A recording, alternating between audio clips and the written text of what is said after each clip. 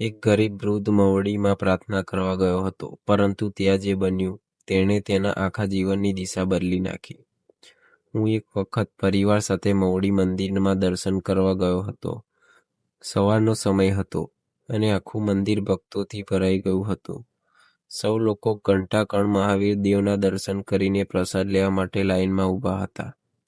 હું પણ દર્શન કરીને પ્રસાદ લેવા ગયો અને પછી મંદિરના આંગણામાં બેસી ગયો. ત્યાં મારી નજર એક ગરીબ વૃદ્ધ માણસ પર પડી, જે ઘણા સમયથી શાંતિથી એક ખૂણે બેઠો હતો. તેના ચહેરા પર ચિંતા સ્પષ્ટ દેખાતી હતી અને આંખોમાં આંસુ હતા. થોડી વાર પછી મેં તેની પાસે જઈને પૂછ્યું કે શું થયું છે. વૃદ્ધે ધીમા અવાજે કહ્યું કે તે પોતાના બીમાર દીકરા માટે માનતા લઈને આવ્યો છે. ડૉક્ટરે આશા છોડી દીધી હતી અને હવે તેને માત્ર ભગવાન પર જ વિશ્વાસ હતો. તેણે કહ્યું કે તેની પાસે ઘરે જવા માટે પણ પૂરતા પૈસા નહોતા. તેની વાત સાંભળીને મારું હૃદય દ્રવી ગયું. મેં તેને હિંમત આપી અને ભગવાન પર વિશ્વાસ રાખવાનું કહ્યું. એ દરમિયાન એક અજાણી વ્યક્તિ ત્યાં આવી અને વૃદ્ધને પૂછવા લાગી કે તે કેમ દુઃખી છે. વૃદ્ધે પોતાની આખી વાત તેને કહી. એ વ્યક્તિએ થોડા સમય મૌન રહીને અને પછી પોતાના ખિસ્સામાંથી કવર કાઢીને વૃદ્ધના હાથમાં મૂકી દીધું. વૃદ્ધે કવર ખોલ્યું તો તેની અંદર રૂપિયા હતા. વૃદ્ધની આંખોમાંથી આંસુ વહેવા લાગ્યા અને તે ભગવાનનો આભાર માનવા લાગ્યો. મને આ બધું જોઈને આશ્ચર્ય થયું. અજાણી વ્યક્તિએ માત્ર એટલું જ કહ્યું કે આ ભગવાનની સેવા છે, મારી નહીં. ત્યારબાદ તે ભીડમાં ક્યાંક ગાયબ થઈ ગઈ. વૃદ્ધ વારંવાર તેને શોધવાનો પ્રયાસ કરતો રહ્યો, પરંતુ તે ક્યાંય દેખાઈ નહીં. આ ઘટના જોઈને આસપાસના લોકો પણ ભાવુક થઈ ગયા. સૌ કંઈ કહેવા લાગ્યા કે ભગવાન પોતાના ભક્તોની મદદ માટે કોઈને કોઈ રૂપમાં મોકલે છે. વૃદ્ધે પ્રસાદ ચડાવ્યો અને ભગવાન સામે માથું ટેકીને લાંબી પ્રાર્થના કરી. તેના ચહેરા પર હવે ચિંતા નહોતી, પરંતુ આશાની નવી કિરણ દેખાતી હતી. હું પણ આ દ્રશ્યો જોઈને ખૂબ પ્રભાવિત થયો. મારા મનમાં એક જ વિચાર આવ્યો કે સાચી શ્રદ્ધા ક્યારેય વ્યર્થ જતી નથી. પણ આ ઘટનાનો સૌથી મોટો ચમત્કાર તો બીજા દિવસે બનવાનો હતો. જ્યારે વૃદ્ધ પોતાના ગામ પહોંચ્યો, ત્યારે તેને એવી ખબર પડી કે જેને સાંભળીને આખું ગામ ચોંકી ગયું. આખરે એવું શું થયું હતું? વૃદ્ધ બીજા દિવસે પોતાના ગામ પહોંચ્યો ત્યારે તેના મનમાં હજુ પણ મવડી મંદિરમાં બનેલી ઘટના ફરી રહી હતી. તે સીધો હોસ્પિટલમાં પોતાના દીકરાને જોવા ગયો. ડૉક્ટરે થોડા દિવસ પહેલાં જ કહી દીધું હતું કે હવે બચવાની આશા ખૂબ ઓછી છે. પરંતુ જ્યારે વૃદ્ધ હોસ્પિટલના રૂમમાં પ્રવેશ્યો ત્યારે તે આશ્ચર્યમાં પડી ગયો. તેનો દીકરો પહેલાં કરતાં ઘણું સારું અનુભવતો હતો અને તેના ચહેરા પર પણ સ્મિત હતું. ડૉક્ટરે વૃદ્ધને જણાવ્યું કે રાતોરાત દર્દીની સ્થિતિમાં અચાનક સુધારો થયો છે. જે રિપોર્ટ્સ પહેલાં ખૂબ ગંભીર હતા તે હવે સામાન્ય દેખાવા લાગ્યા હતા. હોસ્પિટલના સ્ટાફ માટે પણ આ એક રહસ્ય જેવું હતું. વૃદ્ધની આંખોમાં આંસુ આવી ગયા અને તેને તરત જ મવડી મંદિરમાં કરેલી પ્રાર્થના યાદ આવી. તેને લાગ્યું કે ભગવાનને તેની વિનંતી સાંભળી લીધી છે. થોડા દિવસોમાં દીકરો સંપૂર્ણ રીતે સાજો થવા લાગ્યો. ગામના લોકો આ સમાચાર સાંભળીને આશ્ચર્યચકિત થઈ ગયા. ઘણા લોકો વૃદ્ધના ઘરે તેને મળવા આવવા લાગ્યા. દરેક વ્યક્તિ એક જ પ્રશ્ન પૂછતી હતી કે આ બધું કેવી રીતે શક્ય બન્યું. વૃદ્ધ માત્ર એટલું જ કહેતો કે આ ભગવાનની કૃપા ને મવડીમાં મળેલા આશીર્વાદનું ફળ છે. એક સાંજે વૃદ્ધ પોતાના ઘરની બહાર બેઠો હતો ત્યારે એક પોસ્ટમેન તેના માટે એક પત્ર લઈને આવ્યો. વૃદ્ધે ક્યારેય કોઈ પત્રની અપેક્ષા રાખી નહોતી. તેણે ધીમે ધીમે પત્ર ખોલ્યો અને વાંચવા લાગ્યો. પત્રમાં લખ્યું હતું કે કોઈ અજાણી વ્યક્તિએ તેના દીકરાના સારવારના ખર્ચ માટે મોટી રકમ જમા કરાવી છે. પત્ર વાંચીને વૃદ્ધ ફરી એકવાર આશ્ચર્યમાં પડી ગયો. તે તરત જ હોસ્પિટલમાં તપાસ કરવા ગયો. ત્યાં તેને ખબર પડી કે ખરેખર કોઈ અજાણી વ્યક્તિએ તમામ બાકી બિલ ચૂકવી દીધા હતા. હોસ્પિટલના અધિકારીઓ પાસે પણ તે વ્યક્તિ વિશે કોઈ માહિતી નહોતી. વૃદ્ધને મવડી મંદિરમાં મળેલી અજાણી વ્યક્તિ યાદ આવી. શું એ જ વ્યક્તિ હતી કે પછી ભગવાને ફરી કોઈને મદદ માટે મોકલ્યા હતા? આ સમાચાર ગામમાં આગની જેમ ફેલાઈ ગયા.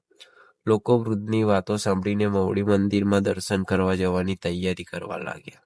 વૃદ્ધ દરરોજ ભગવાનનો આભાર માનતો અને કહેતો કે મુશ્કેલીના સમયમાં વિશ્વાસ ક્યારે છોડવો નહીં. પરંતુ થોડા દિવસ પછી એક વ્યક્તિ ઘટના બની કે જેના કારણે આ રહસ્ય વધુ ગાઢ બની ગયું. એક રાત્રે વૃદ્ધને સપનામાં એક અજાણી વાત જોવા મળી. સવારે ઉઠીને તે ખૂબ ગભરાયેલો હતો. સ્વપ્નમાં તેને શું દેખાયું હતું અને તેના મવડી મંદિર સાથે શું સંબંધ હતો તે રાત્રે વૃદ્ધને એક અનોખું સ્વપ્ન આવ્યું હતું. સ્વપ્નમાં તેણે મવડી મંદિરનું આંગણું જોયું જે હજારો દીવાઓ પ્રગટેલા હતા અને આખું વાતાવરણ દિવ્ય પ્રકાશથી ઝળહળતું હતું. એ જ સમયે તેને સફેદ વસ્ત્રોમાં એક તેજસ્વી પુરુષ દેખાયા. તેઓ ધીમે ધીમે તેની તરફ આગળ વધ્યા અને શાંત અવાજમાં કહ્યું, વિશ્વાસ રાખનારને ક્યારેય એકલો છોડવામાં આવતો નથી. આ શબ્દો સાંભળીને વૃદ્ધની આંખો ખુલી ગઈ. સવારે ઉઠ્યા પછી પણ તે સ્વપ્નમાં તેના મનમાંથી જતું નહોતું. તેણે પોતાના પરિવારને આખી વાત કહી. સૌને આશ્ચર્ય થયું, પરંતુ વૃદ્ધને લાગતું હતું કે આ કોઈ સામાન્ય સ્વપ્ન નહોતું. તેણે નક્કી કર્યું કે તે ફરી એકવાર મવડી મંદિર જઈને ભગવાનનો આભાર માનશે. થોડા દિવસ પછી પોતાના દીકરાને સાથે લઈને મવડી જવા નીકળ્યો. જ્યારે તેઓ મંદિર પહોંચ્યા ત્યારે ત્યાં એક વિશેષ ધાર્મિક કાર્યક્રમ ચાલી રહ્યો હતો. હજારો ભક્તો દર્શન માટે આવ્યા હતા. વૃદ્ધ અને તેનો દીકરો પણ ભક્તિભાવથી દર્શન કરવા લાગ્યા. દર્શન કર્યા પછી તેઓ મંદિરના આંગણામાં બેઠા હતા. ત્યારે અચાનક એક સાધુ તેમની પાસે આવ્યા. સાધુએ વૃદ્ધ તરફ જોયું અને કહ્યું, ભગવાને તારી પ્રાર્થના સાંભળી છે. હવે તું બીજાની મદદ કરજે. વૃદ્ધ આ વાત સાંભળી ચોંકી ગયો. તેણે સાધુને પૂછ્યું કે તમને આ બધું કેવી રીતે ખબર પડી? પરંતુ સાધુ માત્ર સ્મિત કરીને આગળ ચાલી ગયા. વૃદ્ધ તરત જ તેમની પાછળ ગયો, પરંતુ ભીડમાં સાધુ ક્યાંક ગાયબ થઈ ગયા. તેણે ઘણો શોધવાનો પ્રયાસ કર્યો, છતાં સાધુના કોઈ પત્તો મળ્યો નહીં. આ ઘટના તેને વધુ વિચલિત કરી ગઈ. મંદિરમાંથી બહાર નીકળતી વખતે વૃદ્ધ એક ગરીબ પરિવારને જોયો. તેમના પાસે ખાવા માટે પણ પૂરતા પૈસા નહોતા. તેને તરત જ સાધુની વાત યાદ આવી. તેણે પોતાની ક્ષમતા મુજબ તેમની મદદ કરી અને તેમને ભોજન કરાવ્યું. ગરીબ પરિવારના ચહેરા પર ખુશી જોઈને વૃદ્ધના હૃદયમાં એક અનોખી શાંતિ અનુભવાઈ. તે દિવસ પછી વૃદ્ધે નક્કી કર્યું કે તે પોતાના ગામમાં જરૂરિયાતમંદ લોકોની મદદ કરશે. ધીમે ધીમે ઘણા લોકો તેની સાથે જોડાવા લાગ્યા. ગામના દાન અને સેવા કાર્ય શરૂ થયું. લોકો કહેવા લાગ્યા કે મવડીમાંથી પાછા આવ્યા પછી વૃદ્ધનું જીવન સંપૂર્ણ બદલાઈ ગયું છે. પરંતુ હજુ પણ એક રહસ્ય બાકી હતું. મવડીમાં મળેલી અજાણી વ્યક્તિ અને સ્વપ્નમાં દેખાયેલા તેજસ્વી પુરુષ વચ્ચે કોઈ સંબંધ હતો. આ પ્રશ્નનો જવાબ વૃદ્ધને થોડા અઠવાડિયા પછી મળવાનો હતો. એક દિવસ તેના ઘરે એક મહેમાન આવ્યો, જેને જોઈને વૃદ્ધના પગ નીચે જમીન સરકી ગઈ. આખરે મહેમાન કોણ હતો? થોડા અઠવાડિયા પછી એક બપોરે વૃદ્ધ પોતાના ઘરની બહાર બેઠો હતો. એ સમયે એક કાર તેના ઘર આગળ આવીને ઊભી રહી. કારમાંથી એક સજ્જન વ્યક્તિ નીચે ઉતર્યા અને સીધા વૃદ્ધ તરફ આગળ વધ્યા. વૃદ્ધે તેમને જોયા અને એક ક્ષણ માટે સ્તબ્ધ થઈ ગયો. આ તો એ જ વ્યક્તિ હતી જેને તેણે મવડી મંદિરમાં જોયા હતા અને જેણે તેને કવર આપ્યું હતું. વૃદ્ધ તરત જ ઊભો થઈ ગયો અને તેમના પગે પડી ગયો. તેની આંખોમાં આંસુ આવી ગયા. તેણે કહ્યું, તમે મારા દીકરાનું જીવન બચાવ્યું છે. ભગવાને તમને મારા માટે મોકલ્યા હતા. પરંતુ એ વ્યક્તિ એ વૃદ્ધને ઊભા કર્યા અને કહ્યું, મેં તો માત્ર માનવતા નિભાવી છે. સાચી કૃપા તો ઉપરવાળાની છે. તેમની નમ્રતા જોઈને વૃદ્ધ વધુ ભાવુક થઈ ગયો. બંને ઘરમાં બેસી વાતો કરવા લાગ્યા. વાતચીત દરમિયાન તે વ્યક્તિએ જણાવ્યું કે વર્ષો પહેલા તેમના જીવનમાં પણ ખૂબ મોટું સંકટ આવ્યું હતું. ત્યારે તેઓ મવડી મંદિરની માનતા લઈને આવ્યા હતા અને તેમની મુશ્કેલી દૂર થઈ ગઈ હતી. ત્યારથી તેમણે નક્કી કર્યું હતું કે જ્યાં પણ જરૂરિયાતમંદ માણસ મળે તેની મદદ કરવી. વૃદ્ધને હવે સમજાઈ રહ્યું હતું કે ભગવાન ઘણી વખત માણસોના રૂપમાં મદદ કરે છે. વાતચીત ચાલી રહી હતી ત્યારે એ વ્યક્તિએ એક જૂનો ફોટો બહાર કાઢ્યો. ફોટોમાં મળેલા કેટલાક લોકો સાથે એક સાધુ પણ દેખાતો હતો. વૃદ્ધે ફોટો જોયો અને તરત જ ચોંકી ગયો. આ તો એ જ સાધુ હતા જેમણે મવડીમાં તેને કહ્યું હતું કે હવે બીજાની મદદ કરજે. વૃદ્ધના શરીરમાં એક અજાણી સહરીન દોડી ગઈ. વૃદ્ધે ઉત્સાહથી પૂછ્યું, આ સાધુ ક્યાં રહે છે? હું તેમને મળવા માંગુ છું. પરંતુ એ વ્યક્તિ ધીમા અવાજમાં કહ્યું, આ સાધુનું વર્ષો પહેલા જ અવસાન થઈ ગયું છે. આ વાત સાંભળીને વૃદ્ધના હોશ ઉડી ગયા, કારણ કે તેણે તો થોડા દિવસ પહેલા જ મવડીમાં તેમને પોતાની આંખે જોયા હતા. હવે આ રહસ્ય વધુ ગાઢ બની ગયું હતું. તે રાત્રે વૃદ્ધ લાંબા સમય સુધી ઊંઘી શક્યો નહીં. તેના મનમાં વારંવાર એક જ પ્રશ્ન આવતો હતો કે જો સાધુ વર્ષો પહેલા આ દુનિયા છોડીને ગયા હતા, તો મવડીમાં તેને કોણ મળ્યું હતું? શું એ માત્ર સંયોગ હતો કે કોઈ દિવ્ય સંકેત? વૃદ્ધ આ પ્રશ્નનો જવાબ શોધવા માટે ફરી એકવાર મવડી જવાનો નિર્ણય કરે છે. પરંતુ મવડી પહોંચ્યા પછી તેને જે વાત જાણવા મળી તે સાંભળીને માત્ર વૃદ્ધ જ નહીં, આખું ગામ આશ્ચર્યમાં પડી જવાનું હતું. આખરે મવડીમાં એવું શું રહસ્ય છુપાયેલું હતું? થોડા દિવસો પછી વૃદ્ધ ફરી એકવાર મવડી મંદિર પહોંચ્યો. તેના મનમાં અનેક પ્રશ્નો હતા અને તે દરેક પ્રશ્નનો જવાબ શોધવા માંગતો હતો. દર્શન કર્યા પછી તે મંદિરના એક વૃદ્ધ સેવક પાસે ગયો અને તેને ફોટોમાં દેખાતો સાધુ વિશે પૂછ્યું. સેવકે ફોટો જોયો અને તરત જ તેમની ઓળખી લીધા. તેમણે કહ્યું કે આ સાધુ વર્ષો પહેલા અહીં સેવા કરતા હતા અને ભક્તોને નિસ્વાર્થ મદદ માટે જાણીતા હતા.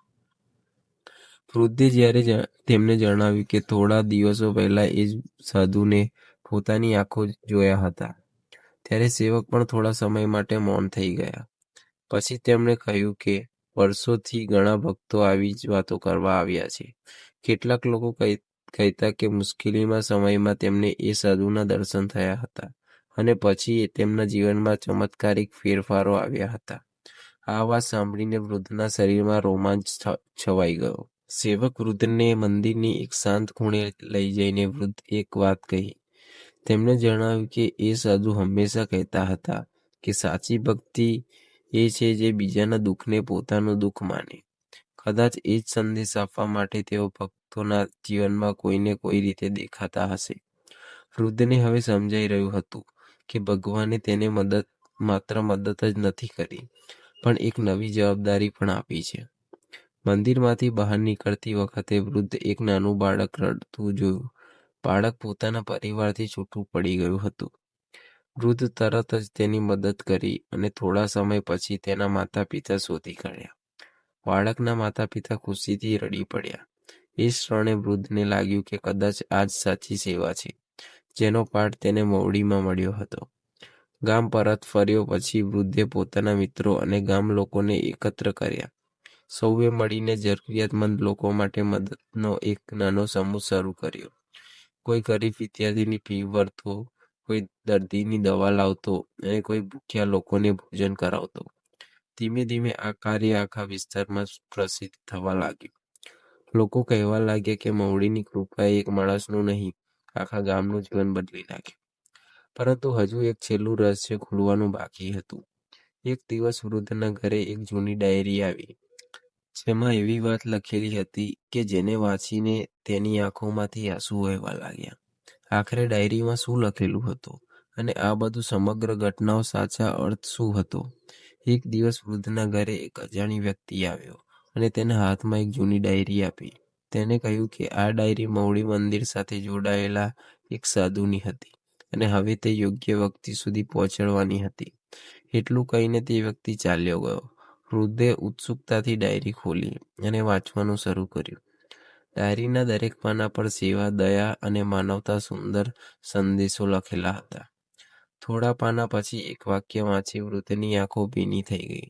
તેમાં લખ્યું હતું, જ્યારે ભગવાન કોઈ ભક્તની પ્રાર્થના સાંભળે છે, ત્યારે તે સીધા નથી આવતા, તેઓ કોઈ સારા માણસને મદદ માટે મોકલે છે.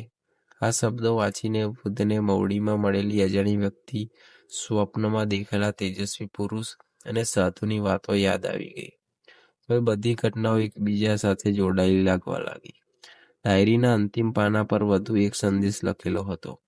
તેમાં લખ્યું હતું કે જીવનનો સૌથી મોટો ચમત્કાર બીજાના જીવનમાં ખુશી લાવવો છે.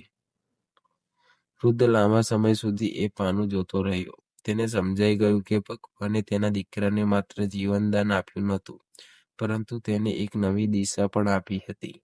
તે દિવસથી તેણે નક્કી કર્યું કે જીવનના અંતિમ શ્વાસ સુધી સેવા અને દાનનું કાર્ય ચાલુ રાખશે. સમય પસાર થતો ગયો અને વૃદ્ધનું નાનું સેવા કાર્ય એક મોટા અભિયાનમાં બદલી ગયું. ઘણા ગામના લોકો તેમાં જોડાયા. ગરીબ બાળકોને શિક્ષણ મળવા લાગ્યું, દર્દીઓને સારવાર મળવા લાગી અને ભૂખ્યા લોકોને ભોજન મળવા લાગ્યું.